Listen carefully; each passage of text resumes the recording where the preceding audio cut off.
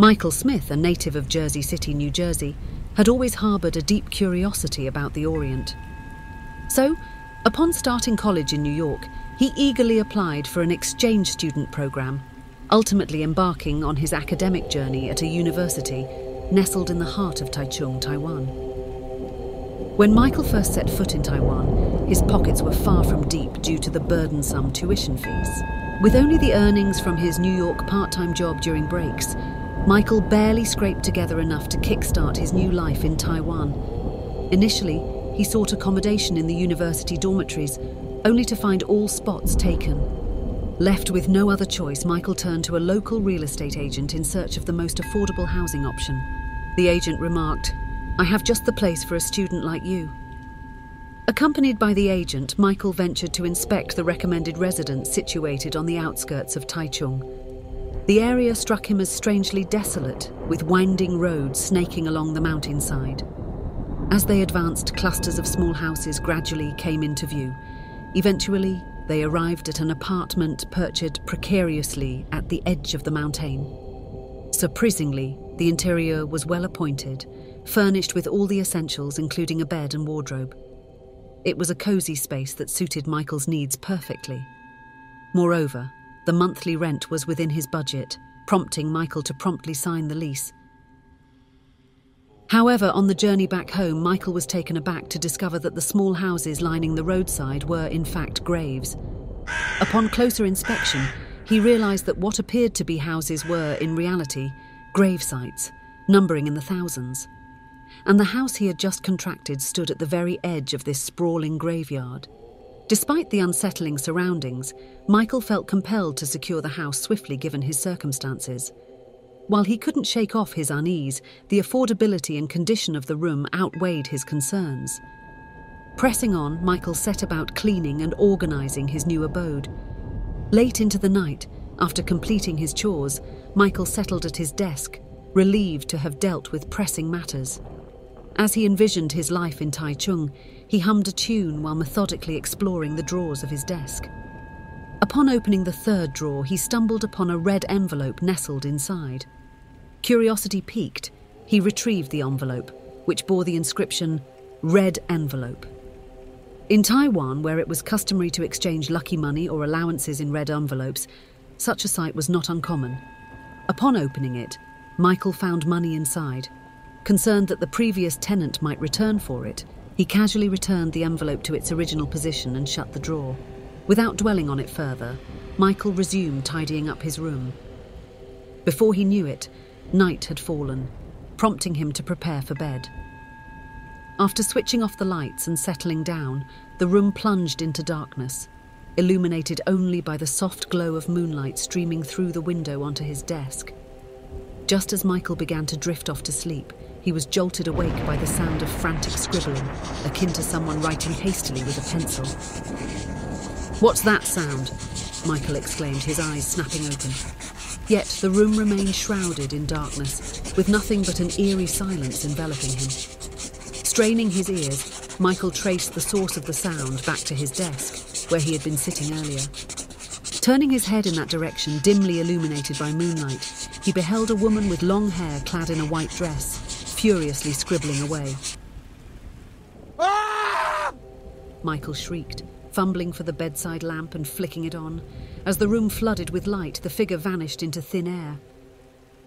Michael couldn't fathom whether what he had witnessed before turning on the light was real.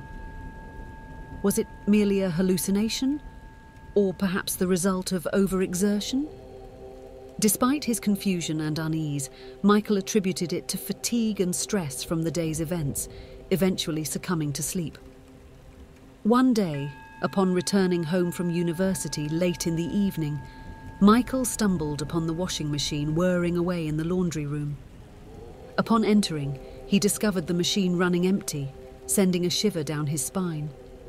From that moment on, Michael couldn't shake the feeling that someone else inhabited his home.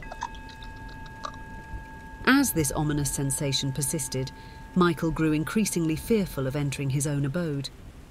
Then, one fateful day, after wrapping up classes, he and his friends decided to dine out in downtown Taichung, each on their own motorbike.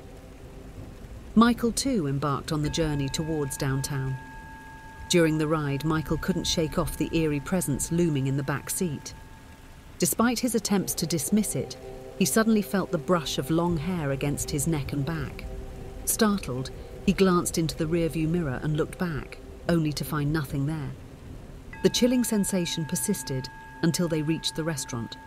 Until then, Michael had cast numerous glances over his shoulder, but to no avail. Finally, upon arriving at the restaurant and parking, one of his friends uttered something spine-chilling. "Wasn't there a girl sitting behind you?" the friend continued. "She was wearing a white dress with long hair cascading down, leaning against your back." Realization dawned on Michael. It was the same ghostly figure he had encountered at his desk on that first night in the house. From that moment on, Michael harbored an intense fear of returning home, opting to leave all the lights on at night and spend his nights outdoors. By day, he sought refuge in university lecture halls until sunset, only returning home to switch on the lights in advance. Thus, his exhausting routine persisted as he grappled with his academic studies. As the first semester drew to a close, Michael, exhausted and drained, collapsed onto his bed one summer day, succumbing to sleep. In his slumber, he heard the frantic scribbling of a pen in a notebook, startling him awake. Upon regaining consciousness, he found himself face to face with a woman donning long black hair and white attire, seated at his desk. As their eyes met, the woman abruptly ceased her writing, plunging the room into silence. Slowly, she turned her gaze towards Mikhail. Terrified, Mikhail clung to the Bible and the statue of Mary adorning his bedside table, bowing his head in fervent prayer. "Please, Virgin Mary, help me, Virgin Mary, Virgin Mary." Despite his earnest pleas, silence greeted him. Raising his head, Michael scanned the room, confirming its emptiness. At that moment, the ghostly figure with long hair darted out from beneath his bedside, muttering incomprehensibly. She whispered repeatedly, before Michael succumbed to unconsciousness. Upon awakening to the morning sunlight, Michael fled the house in haste, leaving everything behind. Recounting the harrowing events of the previous night to his Taiwanese friend, Michael received an unsettling revelation. The ghost's cryptic words held a chilling meaning. "Why are you looking for her?" they echoed, haunting him to his core. Resolving to seek refuge elsewhere, Michael sought solace at his friend's house, determined to find a new place to call home. As Michael wrapped up his first semester of university at his friend's residence, he stumbled upon a pamphlet for foreign exchange students one day. Among its contents, a particular phrase caught his eye. "Never pick up or open a red envelope," it warned. Intrigued, Michael sought clarification from his Taiwanese friend, who revealed the ominous significance behind such envelopes. Shocked, Michael rushed home, driven by an inexplicable urgency. Retrieving the contents of the red envelope from his desk drawer, he was met with a horrifying discovery. Alongside money lay a piece of paper inscribed with a name and date of birth, accompanied by fingernails and hair. Confronting the real estate agent, Michael learned the grim truth behind the red envelope's origin. The female student who had once occupied his room had tragically met her demise in an accident the previous year. In a desperate attempt to reunite with their departed daughter, her grieving parents had hidden the red envelope in the drawer, unwittingly ensnaring Michael in a sinister ritual. With the realization dawning upon him, Michael made the decision to cut short his academic pursuits, bidding farewell to Taichung and returning to New York to resume his studies.